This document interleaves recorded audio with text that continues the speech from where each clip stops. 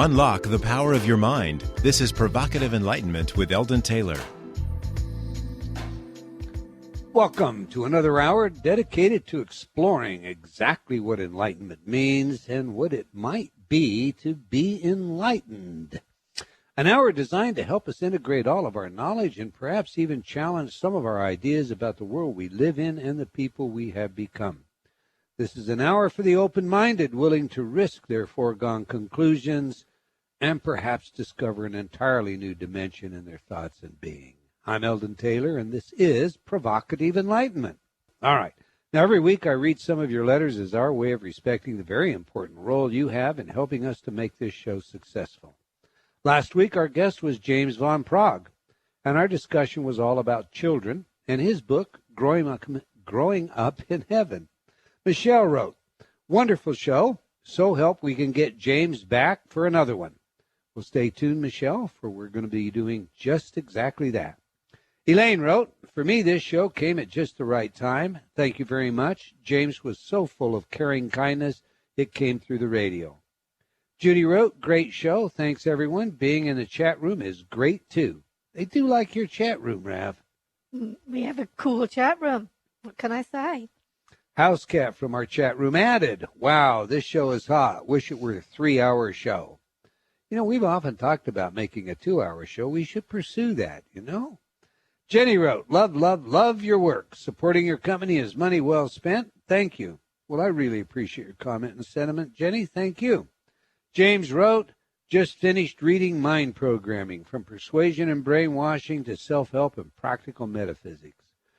Great. G, great reading and instruction. R, for reliable information. E, for easy to read. A, for awesome. T, teacher is great. What can I say to that? But thank you very much, James. All right, that's all the time we're going to take for letters today. But I do invite you to opine by sending your email to eldon@eldontaylor.com or by joining me on Facebook. You can also just leave comments on my website. I do try to read all of your letters. Obviously, we can't get them all on the air, and, you know, I'm going to try and shorten down the amount of time we have been giving them in the past. But with that said, I highly value your input, and I do encourage you to please provide your feedback. And once again, thank you for your continued support. Now to today's show. Life before life. The idea of life after death is a subject that cynics often debase by using that old Freudian logic. Quote, "Religion is a sugar-coated neurotic crutch." Close quote. They may continue by drawing on the words of one of my favorite philosophers, although I often disagreed with him, John Wisdom, by pointing out that it's a bit like having daddy at the end of the hall when you have a nightmare or become afraid. The Creator, by whatever name, is of course reason to be responsible for providing an afterlife. As such, it doesn't matter if you're a deist or theist or even an agnostic.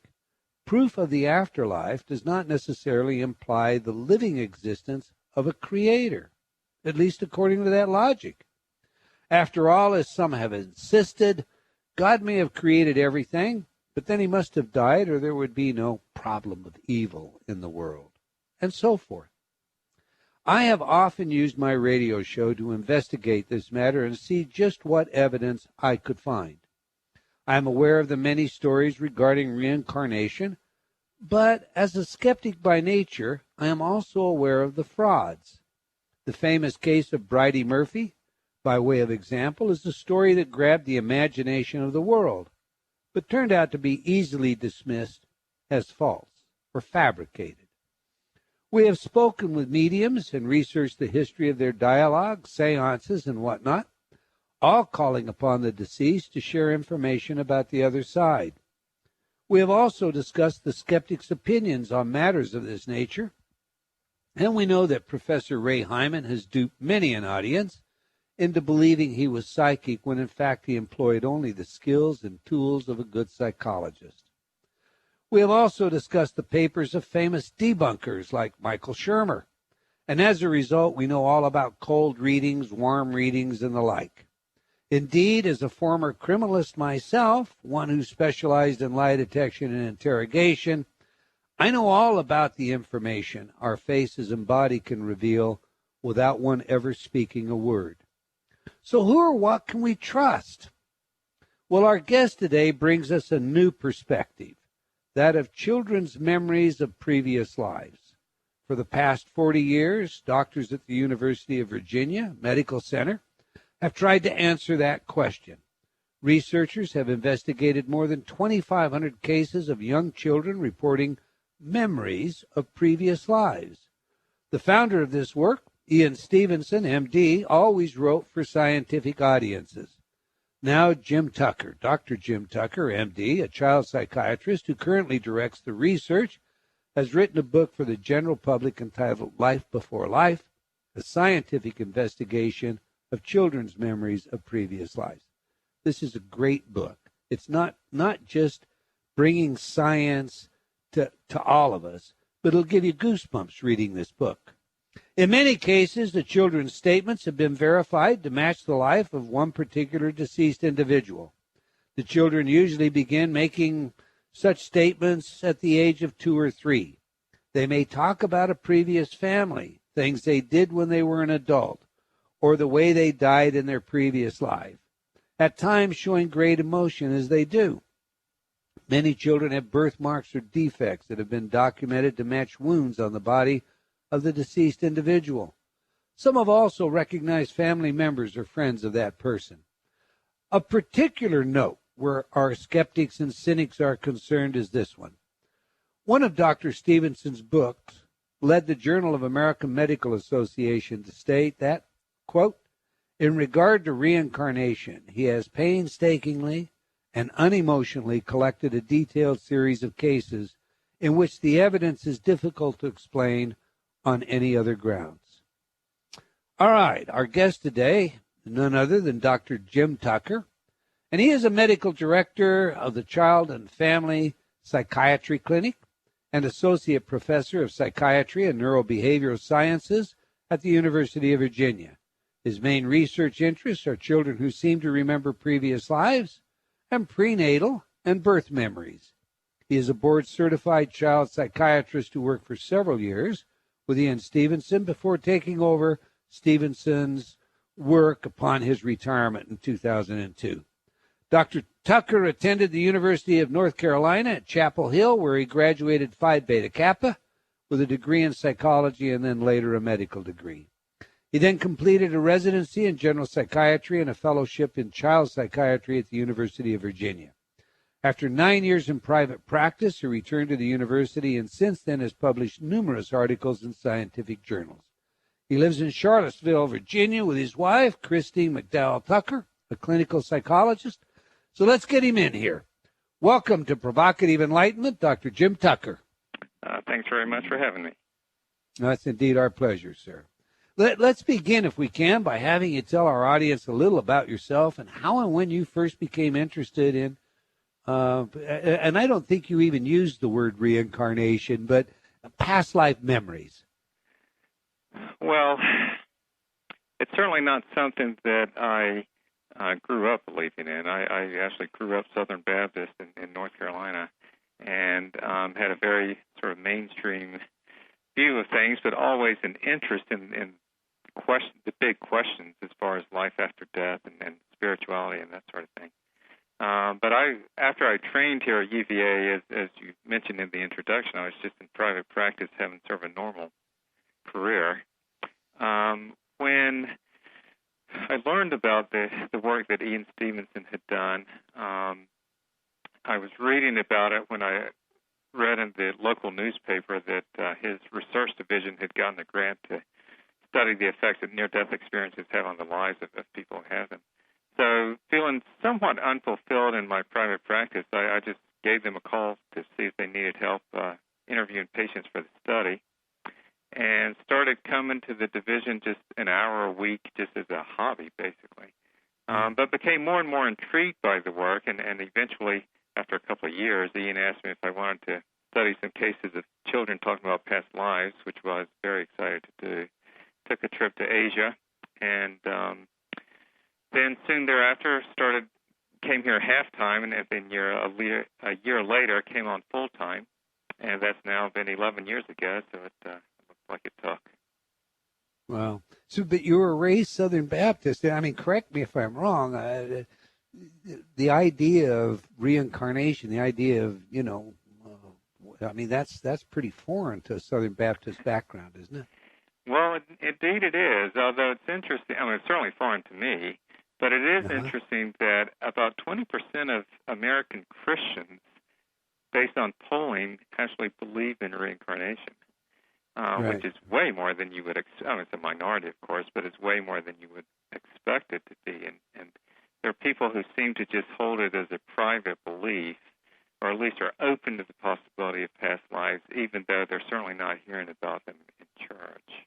Right, and there are many theological scholars, philosophical scholars as well, philosophy scholars, I should say, that point out that reincarnation was something believed by, the Hebrew people, but was hunted out during the Third Ecumenical Council and stricken from most of the texts, or so they argue. All right, well, it is sort of a complicated history, but in any case, it's clear that a number of early Christian groups did believe in reincarnation before it eventually, got taken out of the overall belief. Right. Some things I think, and I don't know, you correct me, doctor, but you can be raised with a belief or be involved in an environment where things like deja vu, the common ordinary, what we think of as paranormal kinds of experiences, are experienced by most people in some way, shape, or form. And so they have a feeling that there is more credibility to it, even though they won't admit it because of the environment, the peer pressure that they live in. Well, that's right. And of course, again, as you look at the polling, I mean, the percentages of Americans who believe a lot of things as far as psychic, ESP, all of that, I mean, the percentages are quite high. And of course, if you're open to that sort of possibility, then I think you're more likely to see it. But I concur with you. But so how has your work and research influenced your traditional role as a medical doctor? Well, that's an interesting question. I mean, to some extent, I've kept them separate in the sense that, I mean, I still spend about half of my time in the clinic seeing patients and help training the child psychiatry fellows for them to see patients. And it doesn't come up in an overt way. It almost never. I think viewing kids as sort of being open to what they may have to teach us, I hope in some ways makes me a better child psychiatrist, but I'm certainly not preaching about past lives while I'm seeing kids in the clinic.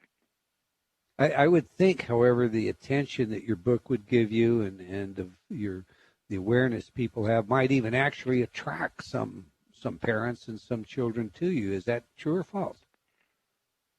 Yes, it's true occasionally. I think most of my families have no idea that I even do this research, but I recently had one where a kid just sort of blurted out, "My mom says you're famous because you've got a Wikipedia page." So people, a lot of people, I'm sure, think it's nonsense, but a lot of people find the possibilities of life after death and past lives really interesting. So it's fine with them if I'm looking into it. All right. Now, you heard the setup piece. The skeptics criticize the entire notion of an afterlife, to say nothing of reincarnation or some wheel of rebirth. Mm-hmm. They often consider, indeed, themselves to be the intellectual elite, and like to place those of us who might find evidence for a paradigm outside the parameters of their own, what can I say, to be lacking in intelligence, or at least they attempt to marginalize us in that way. I'm sure you've encountered some of this. How do you deal with it? How does it affect you? Well, what I encourage people to do is look at the evidence.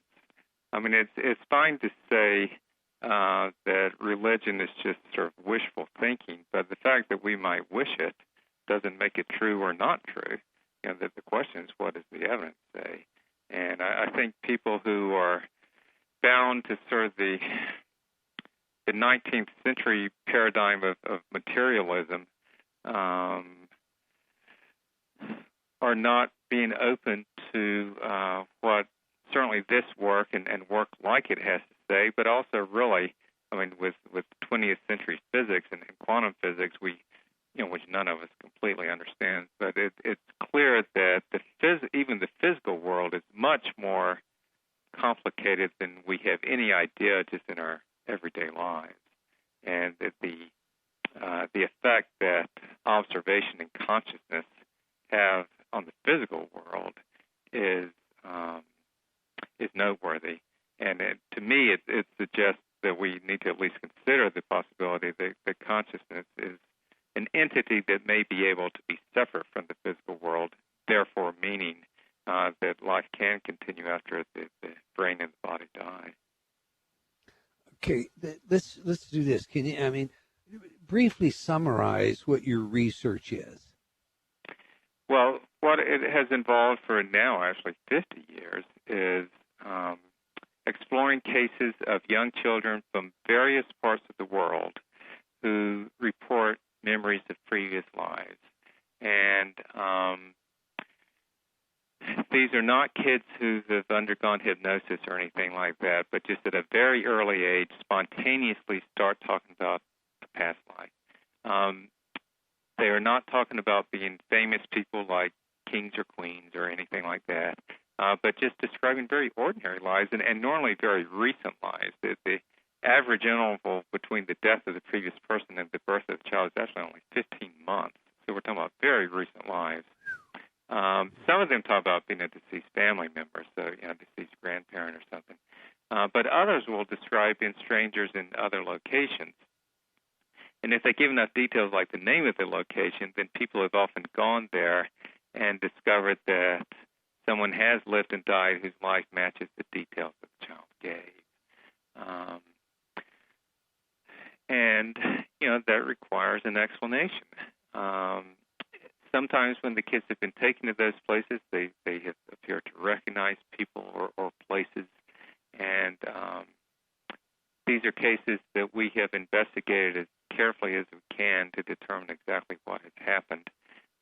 They're easiest to find these cases in places with a belief in reincarnation, but they have been found wherever anyone's looked for them. They've been found on every continent except Antarctica, and they are found here in the States, even with some families that do believe in reincarnation, but many who had never given it a second thought until their kids started saying these things.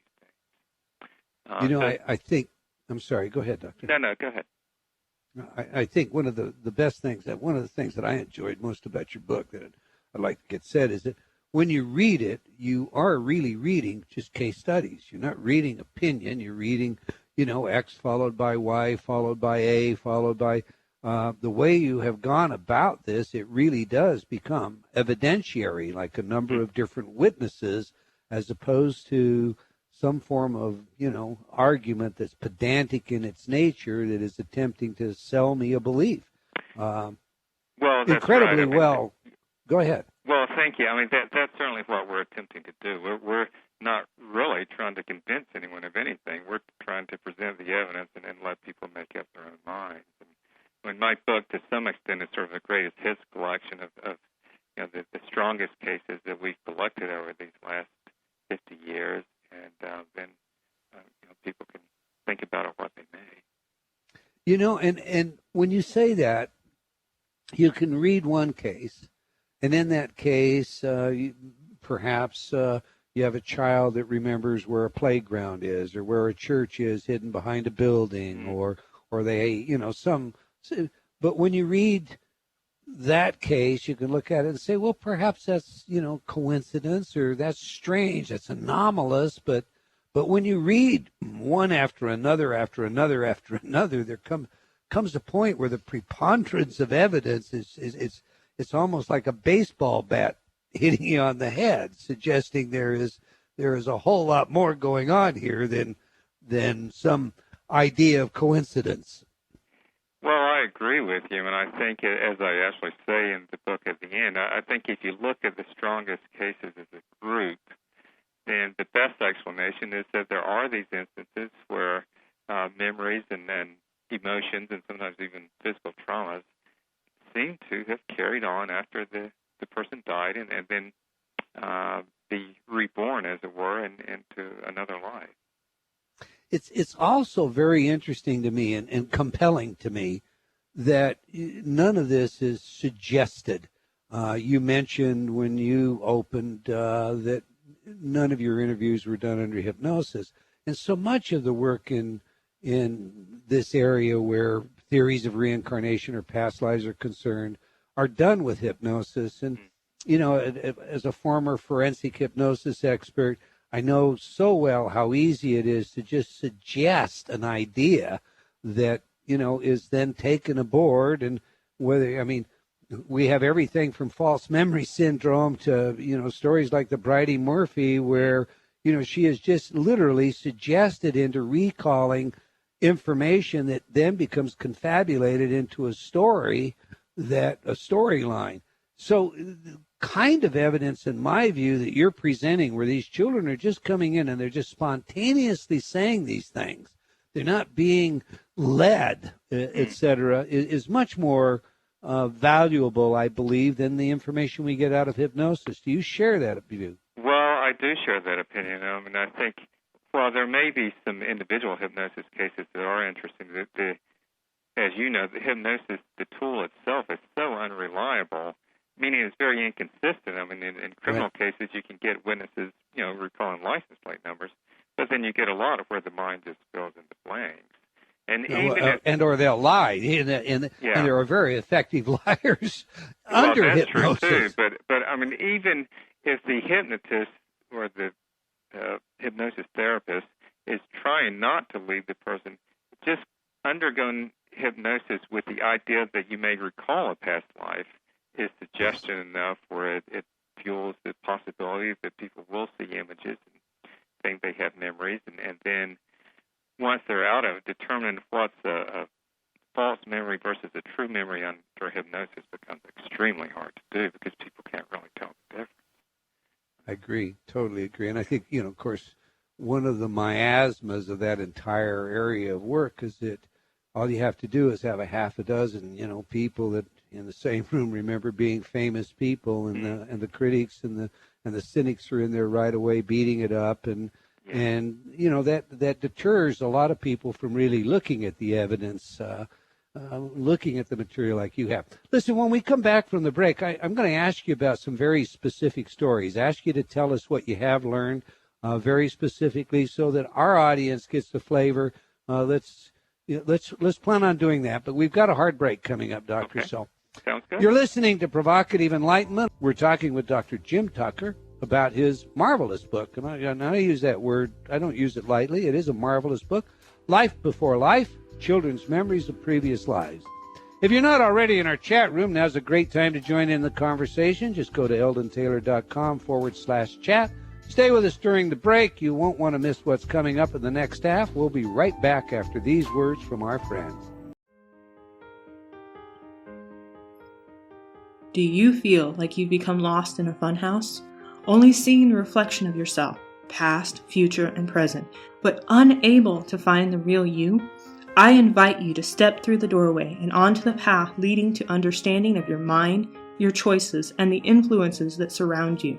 Read Eldon Taylor's New York Times best-selling book, Choices and Illusions, now expanded, updated, and revised. It will provide you with real-life examples of how you can break free from your current perceptions and begin your journey to how high is up. Get your copy today from all bookstores or online from Amazon.com or Barnes & Noble.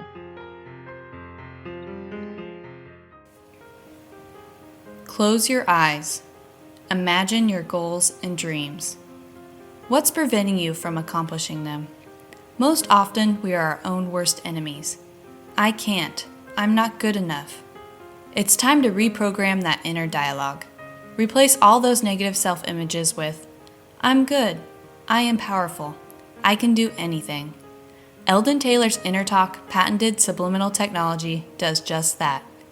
Researched at numerous universities such as Stanford and by governments such as Mexico and Germany, Inner Talk has repeatedly been proven effective at changing your self-talk. Stop imagining your goals and make them a reality today. visit www.innertalk.com. That's INNERTALK.com. Innertalk.com.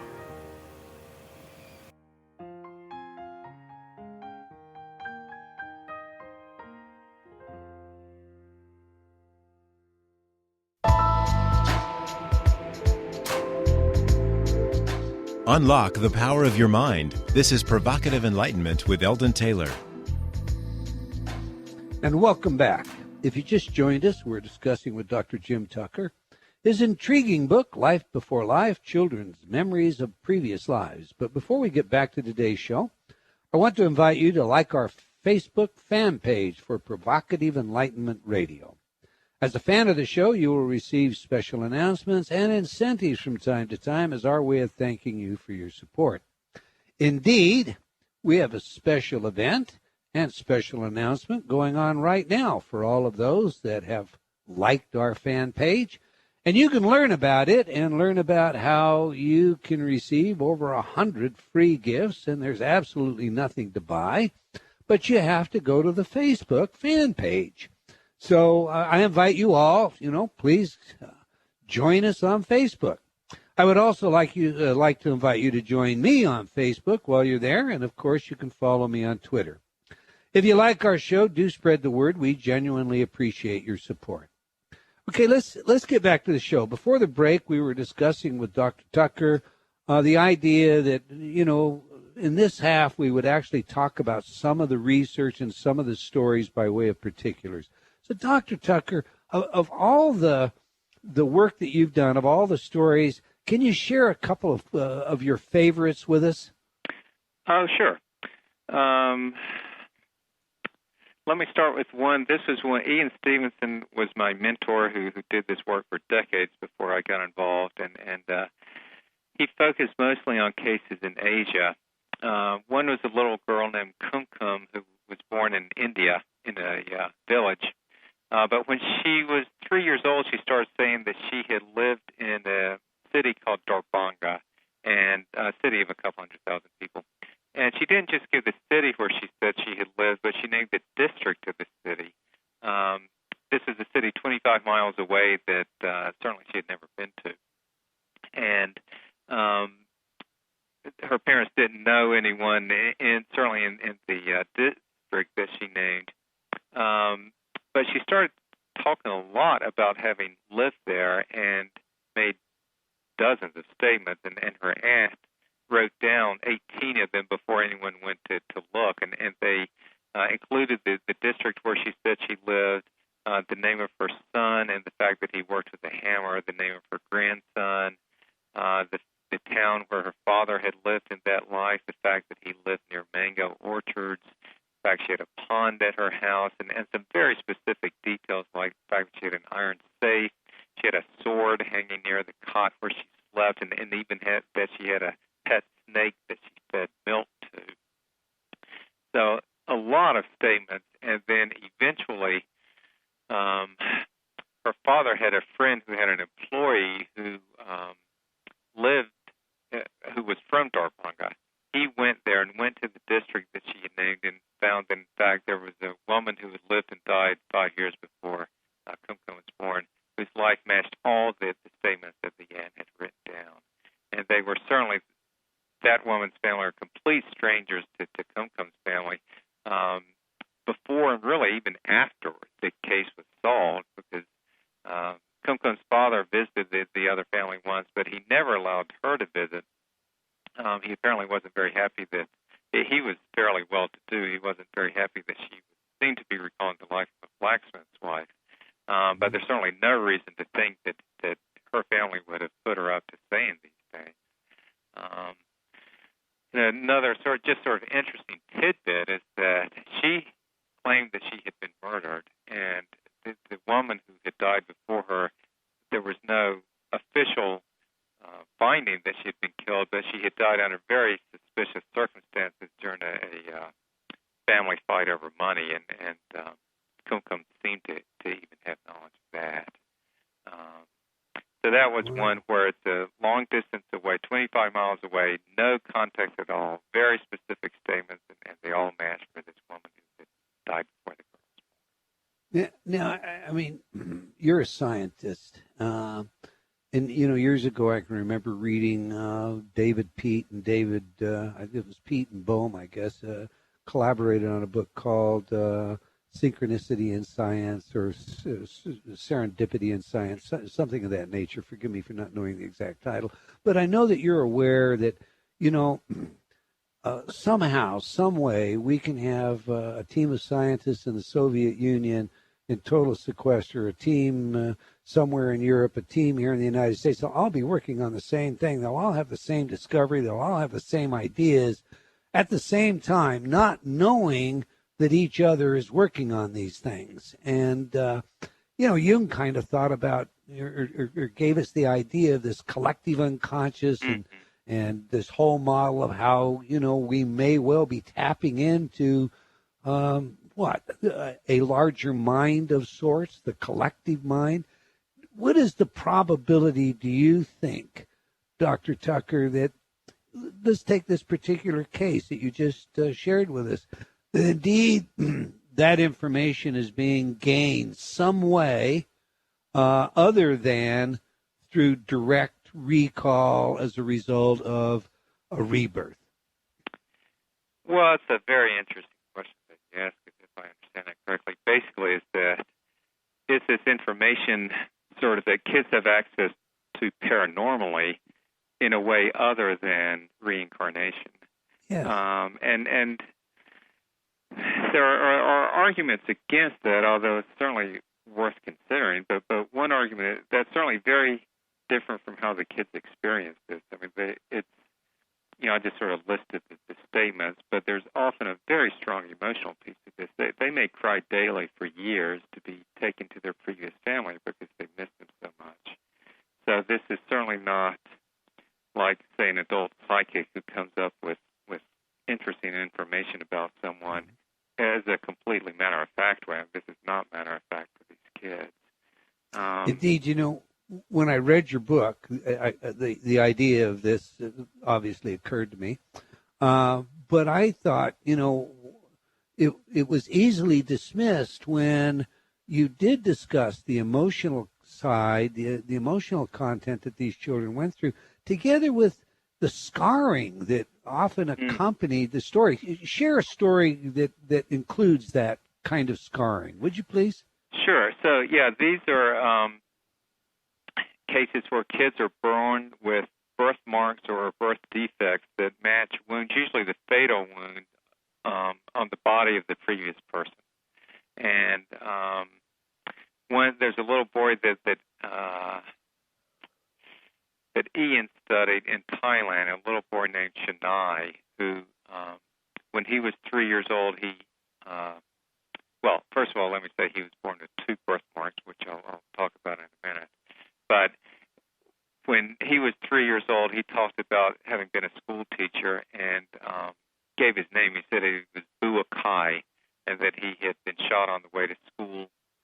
He named family members and also named the place where he had lived before. He begged his grandmother to take him to his previous parents. So eventually she did. They went in a bus to near the previous place. He then led the way to a house where there was an older couple there that he seemed to recognize. And in fact, they'd had a child named Bua Kai Lonak, who had been a school teacher who had been killed several years before Chennai was born. And the thing as far as the birthmark goes, there was no autopsy report that Ian could find, but he talked with the school teacher's widow, who said that the police had told her that they knew that he'd been shot from behind as he rode his bike to school one day because he had what you typically see, a small round entrance wound, which is on the back of his head, and then a larger, more irregularly shaped wound toward the front, which would make it an exit wound. Well, Chennai was born with birthmarks that matched both the entrance and the exit wounds. He had this small, round birthmark on the back of his head, and then a larger, much more irregularly shaped one toward the front. And Ian, he wrote a book called Reincarnation in Biology, where he talked about over 200 of these birthmark birth defect cases. And he listed there that there were seen cases of gunshot victims, cases where the child has been born with double birthmarks that match both the entrance and the exit wounds the previous person suffered. Wow. That's pretty compelling. Yeah. You know, how did Dr. Stevenson actually get this work started? I mean, did he have the interest, or did it come up spontaneously, or? Well, he did have an interest in it. He was having very much a mainstream career. In fact, he came here to be chairman of the Department of Psychiatry when he was still in his late 30s, sort of a young man in a hurry. But he said when he interviewed here that he told them he did have an interest in parapsychology, although he'd never done any work in that area. But he had a lot of other interests, too, and they didn't think a whole lot about it. But then he began hearing about these cases from various parts of the world of these young children, and he wrote a paper just sort of reviewing the reports he had seen. And then after that, people contacted him with current cases. So he eventually, again, he was mainstream chairman of the department, but he eventually took a trip to India for a month. By the time he took the trip, he'd heard about 5 cases, and when he was there, he found 25. And the same thing happened in Sri Lanka, and he realized this phenomenon was a lot more common than anyone had known, and thought, you know, there must be something to this that's at least worth looking at.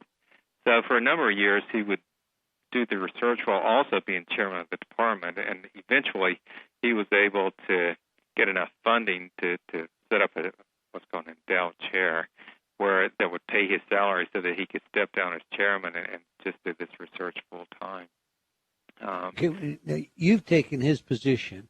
So where do you get your cases from now? Well, various places. I mean, in the Asian cases, we have had people looking for cases for us, and they may learn about them in the newspaper or just overhearing or people talking about them. I've been focusing recently on American cases, and in this country, we sort of have to let the cases come to us. I mean, you don't; these families don't tend to talk about it, so their neighbors or sometimes even the grandparents have no idea what the child's been saying because people are embarrassed about it.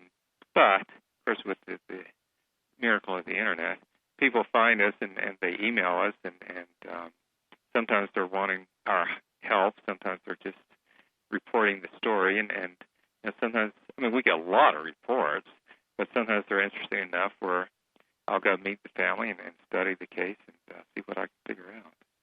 You know, you indicated that you would have more cases in areas where they believe in reincarnation. I think you just made it transparently clear as to why that would be the instance, because here in the United States, let's say that your data is right, 20% of the Christians, and you know, let's just, you know, round it off and say 25% of all Americans believe in that. That means 75% of the population could have a child telling them meaningful things about a past life, could have accompanying birthmarks, and we would, I mean, we meaning that 75%, would for all intent and purposes ignore that, put it down to imagination, and et cetera and so forth. How much of a stumbling block is that really to your work?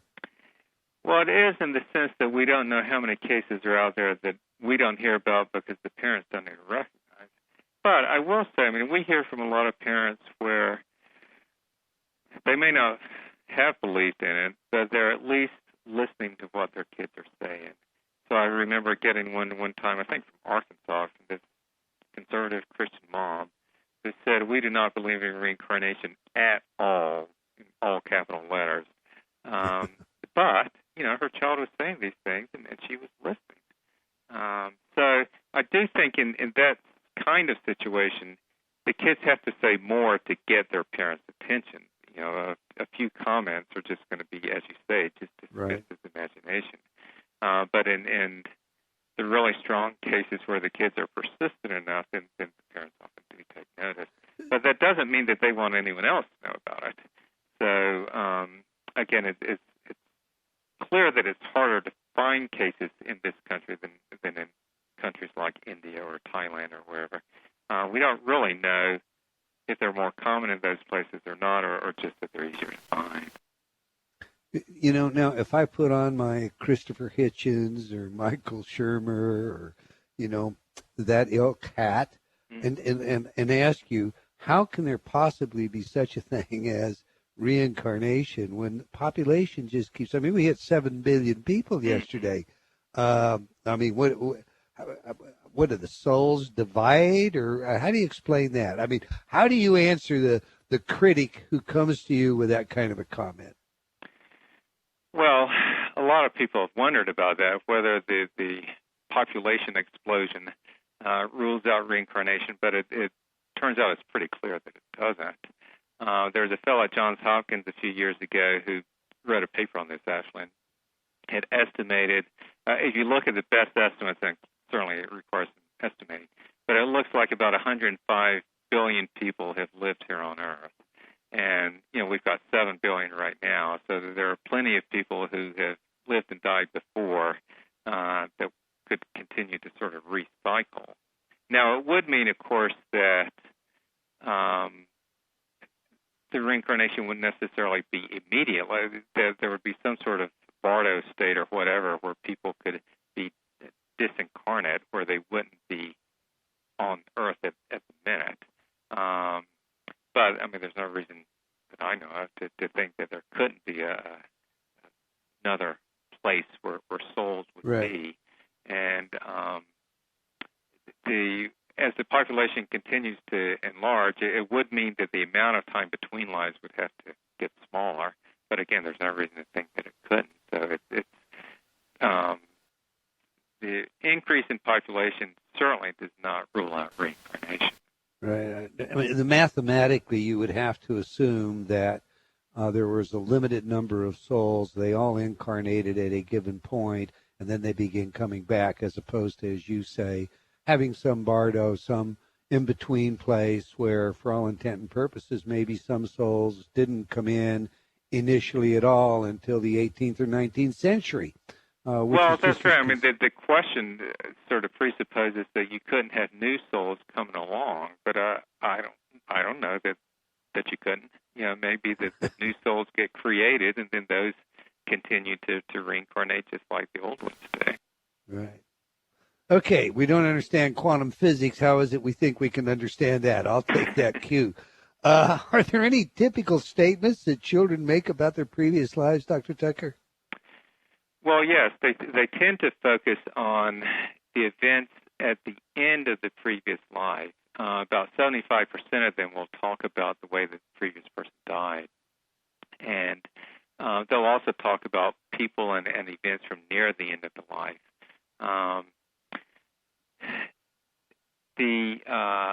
It seems that the memory just sort of picks up where the last life left off. So the people that they knew at the end of the life, they'd be much more likely to talk. It's the sort of the recency of the association more than the length of it. So, and that a child who's remembering the life of an adult be much more likely to talk about a spouse or their kids than they would be to talk about their parents.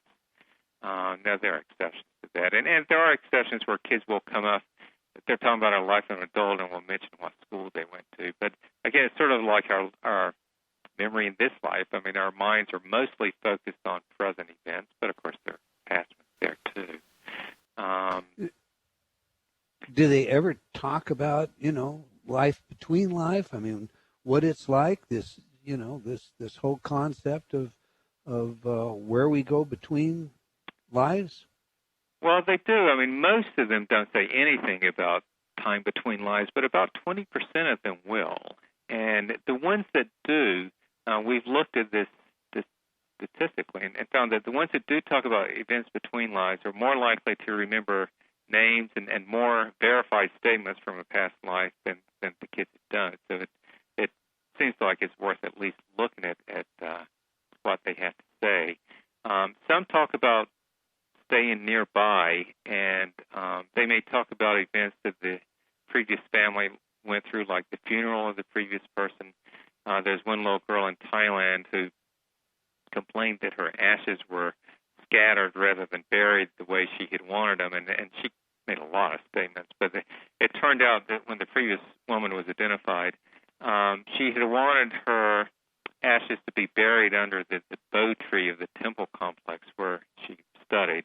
Well, after she died, her daughter went to bury them, but the root system of the tree was so extensive that she couldn't bury them, so she scattered them instead. So that was an example of where a kid, even talking about events between lives, the statements turned out to be verified to be accurate. And then other kids will talk about going to other realms, like heaven. In fact, the American kids may use the word heaven. And the reports in some ways are similar to the near-death experience reports that we get from various places. There are some differences, but there are also some similarities. Sometimes kids will talk about essentially having out-of-body experiences before going to another realm. And then some of the kids will say either that they chose their current parents or that they were led to their current parents by guides or that sort of thing. And then some of them will also talk about events that happened during the pregnancy, either things that their parents experienced, and in that case the kids may say that they were sort of hovering over the parents and seeing things. Or they may talk about actual experiences in the womb or the experiences of being born, occasionally with details that can be verified. There's so many questions I've got for you, and we've got about 3 minutes left, so I've got to pick and choose here. You mentioned prenatal memories just now as you were talking, and two concepts. One is hovering above during the pregnancy, the other as within, if I understood you correctly. So, and I mean, that becomes kind of a touchy subject for lots of people, but what would your information suggest? I mean, do these children? I know you've run prenatal memory tests, experiments, actual studies, and you discuss them in your book. But do these children, do they exist in the womb, or are they still outside of the womb, experiencing the womb somehow in a out-of-body type of way? Well, that's sort of to be honest, a political issue or it's sort of implied a political issue. It is very political. I know. That I try to stay away from. But I mean, you can make a case sort of for either side of the argument in the sense that we certainly have a number of cases where the previous person died within 9 months before the child was born, so that they didn't enter the womb at conception in any case because they were still alive in the other body. At the same time, we've got these kids who talk about a couple of very dramatic cases of sort of grieving that they were not able to be born because of memories of being in the womb of another person. So, you can sort of take from it what you will. But regardless, we're out of time. Okay. We're out of time, Dr. Tucker, and that is very political. You and I could spend the hour on that. I want everyone to know, before you get off, how to reach you. So give them your information in 30 seconds, please. Well, the best way to reach me is probably by email. Of course, people can Google me. It's the University of Virginia. My name is Jim Tucker. My email address is one of these weird university ones, but it's jbt8n@virginia.edu. But again, if people Google me, they can certainly find me. And if they have children who are talking about these things, I would love to hear from parents. Absolutely. And the book is Life Before Life, Children's Memories of Previous Lives. Our guest has been Dr. Jim B. Tucker. Don't miss that. When you can Google him, he is listed on Wiki, I should say. So you can find links there to get to him. And if you have the stories, do. We've come to the end of another hour of Provocative Enlightenment. And I want to thank you all for joining us. And I hope you enjoyed our show. And will join us again next week, same time and same place. And if you have comments on our show, do let us know. Okay, until next time, remember, believing in yourself always matters.